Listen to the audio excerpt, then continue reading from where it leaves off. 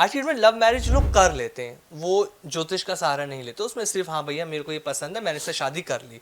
अब दिक्कत आगे क्या होती है कि सामने वाले की जो फैमिली पेरेंट्स है उसे एक्सेप्ट करेंगे या नहीं करेंगे। अगर कोई अपनी कुंडली का विश्लेषण कराता है एक ज्योतिष के पास जाकर, क्या कुंडली में ये पता लग सकता है कि आफ्टर लव मैरिज उसकी फैमिली इन एक दूसरे की फैमिली को अपना पाएंगे या नहीं? क्या बात कर रहे हो यार, ये तो पहले से तुमको पता होगा कि ज्योतिष का रोल तुम्हारी मम्मी जो है वो नहीं। इस हाँ। रिश्ते के लिए तैयार है कि नहीं है, तुम्हारे पापा इस रिश्ते के लिए तैयार है कि नहीं है, या फिर कन्वर्सली उस लड़की के हाँ। पेरेंट्स तैयार है, ये तो पता लग जाएगा आपको।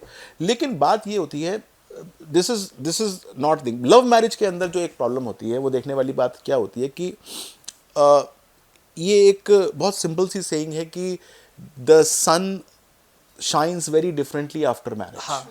आप किसी के साथ डेट करिए और उसके साथ 4 साल 6 साल 8 साल डेट करिए, शादी कर लीजिए, 3 दिन में लड़ाई हो जाएगी। लड़ाई पहले भी हुई होगी लेकिन ये वाली काफ़ी कसके हो जाएगी, क्योंकि वो 50,000 साल का डीएनए जागृत हो जाता है कि मैं शौहर हूँ।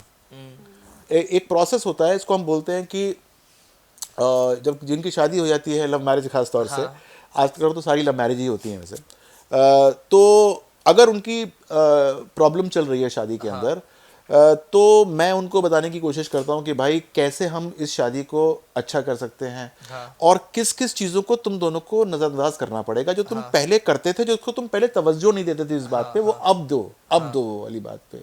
हॉरोस्कोप से ये पता लग जाएगा कि शादी के बाद कौन कौन सी ऐसी घड़ियां आएंगी जब छोटी सी चिंगारी आग पकड़ सकती है, और कौन सी ऐसी से बढ़िया चीजें आएंगी कि बड़ी से बड़ी आग भी शांत हो सकती है।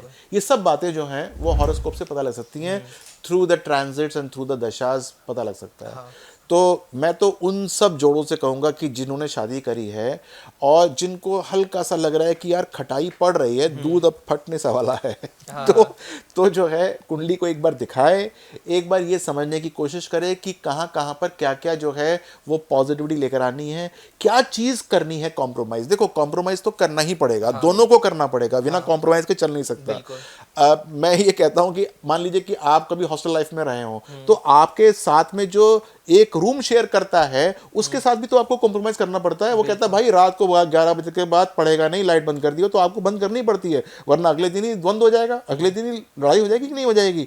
तो you have to strike a compromise. आप ऑफिस में काम करते हैं, आपको कॉम्प्रोमाइज करना पड़ता है, आपका अपना ऑर्गेनाइजेशन है उसमें कॉम्प्रोमाइज करना पड़ता है। तो ये ऐसी कौन सी चीज है जिसमें आप कॉम्प्रोमाइज नहीं करेंगे?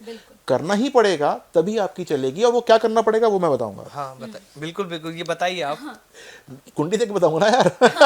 अच्छा एक चीज मैं और पूछता हूँ। हाँ बताओ। कुंडली देख के आप ये बता देते हैं कि आपको क्या कुछ करना है, ठीक है? अगर किसी ने लव मैरिज कर ली और कुंडली देख के ये पता लग रहा है कि भैया इनकी शादी ज्यादा नहीं चल सकती, इनका डाइवोर्स भी हो सकता है, तो उस सिचुएशन में क्या वो डाइवोर्स को रोक सकता है? एक ज्योतिष और डाइवोर्स को रोक सकता है? देखो क्या होता है कि अगर डिवोर्स होने वाला है कुंडली के अंदर, तो मैं कहता हूँ डिवोर्स कर लो। मैं कहता हूँ जाओ, पक्का? अलग अलग हो जाओ। क्योंकि क्या है कि धीरे धीरे ना वो अपने अपने किरदारों में पक जाते हैं। हाँ। जो भी हस्बैंड और वाइफ होते हैं पक जाते हैं, और धीरे धीरे जो नफरत होती है वो बढ़ने लगती है। मतलब धीरे धीरे क्या होता है कि वो जो एक कॉम्प्रोमाइजिंग की जो स्टेज होती है उससे वो बाहर निकल जाते हैं। तो अब इंडिया इतना ख़राब बचा नहीं कि रीमैरिजेस नहीं होती। इंडिया के अंदर अब जो है वो रीमैरिज का चलन चल चुका है।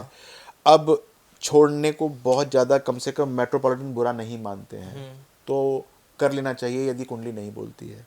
लेकिन वो परिवार जिसके अंदर शादी को टूटना एक टैबू अभी भी माना जाता है, या कहते हैं कि वो लड़की आ गई घर, या वो लड़के की छूट चुकी है शादी, उसको टैबू माना जाता है, तो ज्योतिष उसको बचा भी सकता है।